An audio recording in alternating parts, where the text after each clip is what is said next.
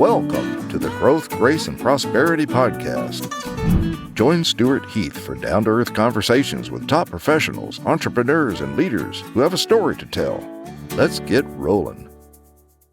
Hello, everybody. I'm Stewart Heath, CEO and founder of Harvard Grace Capital and the Growth, Grace, and Prosperity Podcast. Thank you for joining us for another episode. I think you're in store for a really great one. Today, our guest is Bryan Stewart. No, we're not related. We already covered that. And he is an expert in leadership and has had a nice long career at helping people, primarily veterans, transition into the private sector. And Bryan, if I have screwed that up completely, feel free to correct me. Bryan, thank you so much for sharing your time and being here today. It's my pleasure, and thank you for the invitation. You bet. Looking forward to it. So, Bryan, as we talked about before, we like to talk to people who are, let's just say, about our age, people who've had a nice long career, and frankly, long enough to have some bumps in the road and some learnings from that. But when you think back on your career, what moments would you say that were absolute game changers for you and your career, just completely changed your path, or share anything you'd like to share with that? Yeah, that's a good question. I think some really positive ones, and then some really negative ones. I'll share what I would consider like a more painful one, but very informative. Basically was the vice president of international sales for a large medical device company, and had some leadership changes. And next thing you know, my role was eliminated. We'd had a really great year, had done really well, sort of had exceeded all expectations. But so the takeaway from that was, number one, was very shocking, sort of a surprise the way it sort of transpired. But number two, just realized that you can be doing really good work and produce good results and still at times find yourself in a difficult situation, as I did for me and my family. And then probably most important that I learned out of that was to manage my own judgment about people who are in transition for whatever reason, whether that's transitioning out of the military, transitioning from one company to another, trying to transition from one industry segment to another. So what I got out of that was some humility about you could be performing well and still find yourself in transition. So that singular event really informed a lot of the work that I do around mentoring, coaching, and I would say the groundswell of compassion that I have for anyone that's in transition, regardless of the reason, just wanting to help them move to whatever is next in their career. So that I would say, a painful episode, but a good episode and a lesson that I needed to learn. And I feel like that's really shaped kind of my ministry and the work that I do for the long term. So I'm grateful for it now. Looking back, other, I would say, transformational events was when I would say, number one, given the first opportunity to become a CEO. It's the proverbial chicken and egg. No one wants you to become a CEO unless you've been a CEO. So I was very grateful when I was, given the opportunity by some company owners to take over as the CEO of a growing behavioral health business, and really confirmed to me that that's what I wanted to do. That's what I kind of wanted to be. Much of my formative years growing up after the military was working my way to a place of being in a role of influence. I won't necessarily say a CEO, but really building my toolbox of skills, experiences, battle scars, hard-learned lessons, what have you, to someday be in a position to have a very positive impact on a company, a culture, and produce good things for society. So those are my two examples. One, not so pleasant, but very informative, and then sort of informing. Very grateful for being given that opportunity to lead in a company. Well, another question occurred to me, and I'm not trying to be too cute, but in your work with people and ministering to people and helping them, are we all in some stage of transition? I think so. Maybe people don't realize it or they refuse to accept it, but I don't know who came up with the adage, but if you're not moving forward, you're kind of falling behind. So I think you're always in transition, whether it's growing, learning, or you should be, in my opinion. If you're sitting still and everything is kind of status quo, then I would be a little nervous if that was the case. So short answer is yes. I think we're all in transition of some sort, whether it's life transition, job transition, health transition, relational transition. I think the pace of change in today's world is even faster than it was, even 5 years ago. So I think the pace at which transitions are occurring is accelerating. I think you have to be open-minded and ready for those. Yeah, I think probably the biggest transition we all went through in 2020 was COVID, and different parts of the country dealt with it different ways. I like to joke that, well, we in the South kind of pretended that there was no pandemic from about June 2020 on. But, while my daughter was in Chicago and they were still being masked up halfway through 21, but it was transition, and everybody said, well, when are we going to get back to normal? So what's normal? We're still not back to, really life on a pre-pandemic thing, but we could, we'll save that for episode 2. Okay. So everybody hits bumps in the road in their careers. You've shared one negative one. Is there another one that you'd feel like you could share, and how you dealt with the pain, the disruption, the transition of something that happened to you that you weren't expecting? Is there another example? There is, and this will be the first time I've really shared this story publicly for anyone watching this or listening to the podcast. But in a more recent CEO role, I was the CEO of a privately held healthcare business that had multiple clinics in different states doing behavioral health, women's health, primary care, etc. Trying to make a very long story short, a few months into my tenure as the CEO, I had the general counsel find a third-party audit firm to come and do an audit of the historical coding and billing of all the claims that have been submitted as a healthcare company. Long story short, the audit results were pretty negative, and it confirmed some of my suspicions early on as the CEO that things could be improved. So what I uncovered was, I would say, a pretty long, multi-year historical pattern of healthcare fraud, tax fraud, mail fraud. So anyway, as you might imagine, that's a difficult position to be in, particularly coming in as the CEO dealing with founders and company owners having to say, well, hey, here's what the auditors found. The end result of that was, ended up parting ways with that company because there were irreconcilable differences related to compliance with healthcare, tax, employment laws, et cetera, that I had with the owners, which ended up in litigation, which I never assumed that I would ever be in any sort of litigation, but it ended up suing that company for what transpired. And after a year and a half or so in the court, sort of was vindicated and awarded a fairly large settlement, even though I would say I haven't collected on that because the company has since, I think, gone out of business. So fairly long story, but the takeaway there, again, is that the company was doing well, making a lot of good money. I was paid well as the CEO, but all of that, or none of that, I should say, was worth my integrity. So uncovering and knowing what I know about healthcare, being in healthcare as long as I have, the old adage, where there's smoke, there was fire. I smelled smoke early on, sought a third-party opinion, found it, and then ultimately it ended up,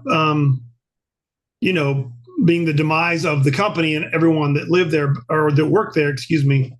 But my takeaway is that your integrity is much more valuable than any compensation or any opportunity you may find, even though it may come at a high personal cost, which it did for me in this case, both, just having to bring those sort of data to the table with company owners and founders and essentially say, this can't stand, we have to change this. And then, having a parting of the ways there that ended up in litigation. So, oh, I bet there's a good book in that story. I just got one. Yeah. I've got one question. Did the founders / board oppose you wanting to hire this outside firm? the time, no, they were fully on board with the plan, and understood why we should and needed to do it. So no, they were eyes wide open about it. I'm not quite sure what they expected that this particular firm who are experts at this sort of work. I mean, it was fairly obvious what was going on once we sort of got under the hood and evaluated the data, particularly in a statistically significant sample of claims and coding and all the things that go into healthcare billing. So were they unaware?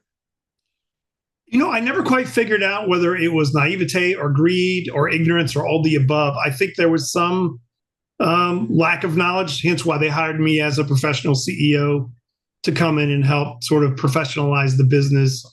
But I would be reluctant to say they were completely naive and didn't know what was going on. I think they knew what they were doing probably wouldn't pass muster and were just hoping to cash in as long as they could.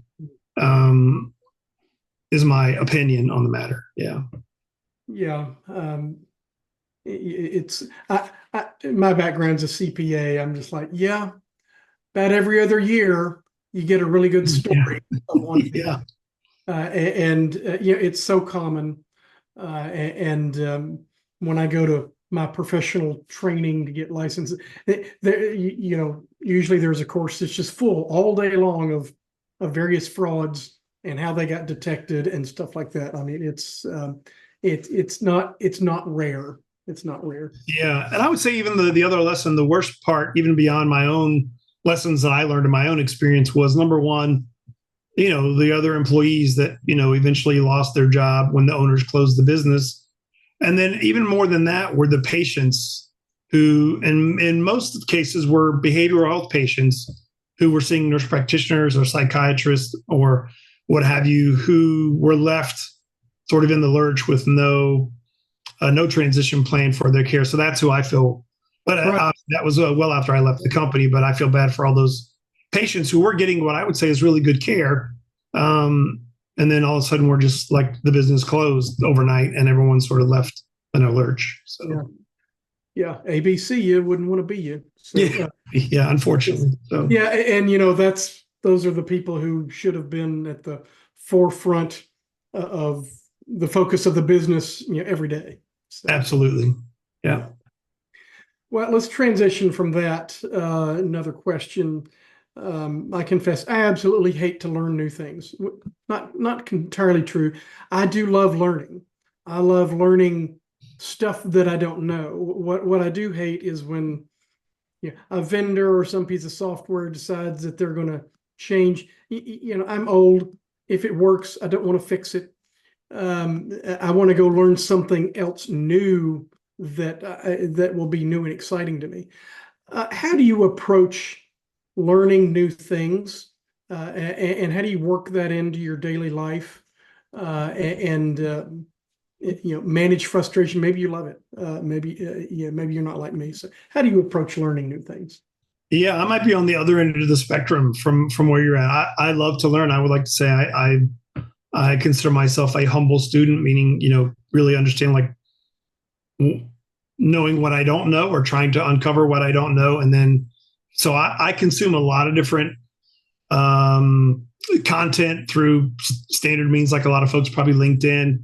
I use the Blinkist app to listen to books every morning. I have a number of other apps that I use sort of in my faith journey that I'm very faithful to use every single morning. And I would say even recently, I've been really exploring and trying to up my game using artificial intelligence. So use it for a variety of things, both for writing, for customer acquisition, and then have really been exploring it, using it in multiple ways versus just the standard go to ChatGPT and ask a question, right. Using multiple platforms and multiple technologies, and even comparing multiple outputs of multiple AI platforms to get optimal results. So I enjoy learning. I think to keep yourself relevant, particularly, as you said, guys that might look like us with, gray hair coming out of our head, is to stay relevant. I think the world is changing fast, as we mentioned early on. So being a lifelong learner, finding what works for you in terms of, is it reading a book kind of the old school way? Is it consuming content? Is it doing courses online? I like to kind of do it all. Yeah. So I'm sort of a continuous learning junkie, if you will. I'm always trying to. My wife makes fun of me, like, what are you into today? Like, what new thing or what new gadget or technology have I uncovered this week? So yeah, I do like to learn what I want to learn, what interests me. yeah. My reaction, at least to that question, is like, it frustrates me when I'm forced to learn something that I already know how to use, just because they decided to go change something. But yeah, I'm with you. I'm an Audible guy, always listening to Audible and books on Audible and podcasts and things of that nature. Love going to conferences, and as a CPA, I got to get so many hours a year of continuing education, and I do love that kind of stuff because there's always new stuff that I don't know about and that I need to know about. So Sure. I think that's a common trait among everybody we've interviewed so far, is that they become lifelong learners, and that's how you stay, like you say, relevant. I spoke to some business students at Auburn University not too long ago, and and there I was, the old guy, and they're about to start their life, and I just said, "Hey, guess what? Your learning's not over; it's just begun." So, Good point. The real learning outside of the university, I think. absolutely, real life learning. So, Yeah. Let's pivot a little bit to being a successful financial, a successful business person, successful executive. That usually brings finances, and without getting into specifics or numbers or whatever, how have you approached how you're managing a personal portfolio? Are you sticking with stocks and bonds? Are you doing alternatives? Are you 100% in on crypto? And just talk about how you have approached managing wealth so far. Yeah, definitely not into crypto. No holdings there. I would say my approach there is pretty generic. Probably nothing out of the norm that you wouldn't expect. Kind of a balance of things, conservative and aggressive to kind of mitigate risk.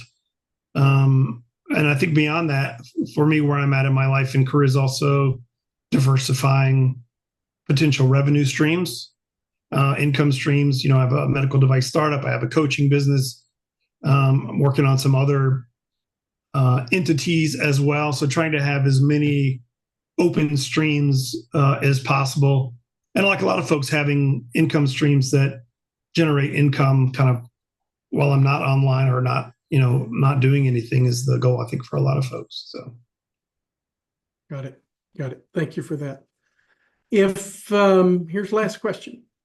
If you had one nugget of advice for somebody that you were mentoring or who wanted to follow in your footsteps, what would that be?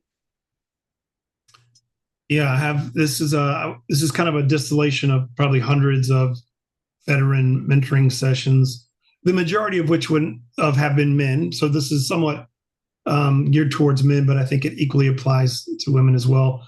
I always tell the people I mentor, like, be really clear about, what are you running to or what are you running from? So this kind of gets into like a life question, like, the running to piece, like, well, what is it you're chasing?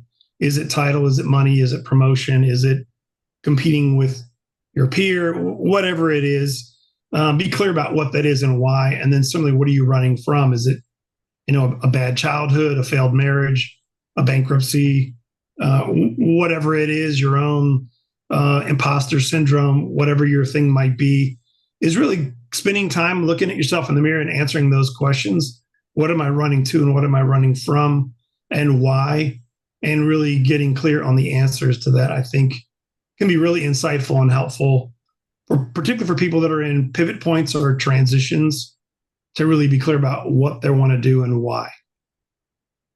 That can take us some time, I would imagine.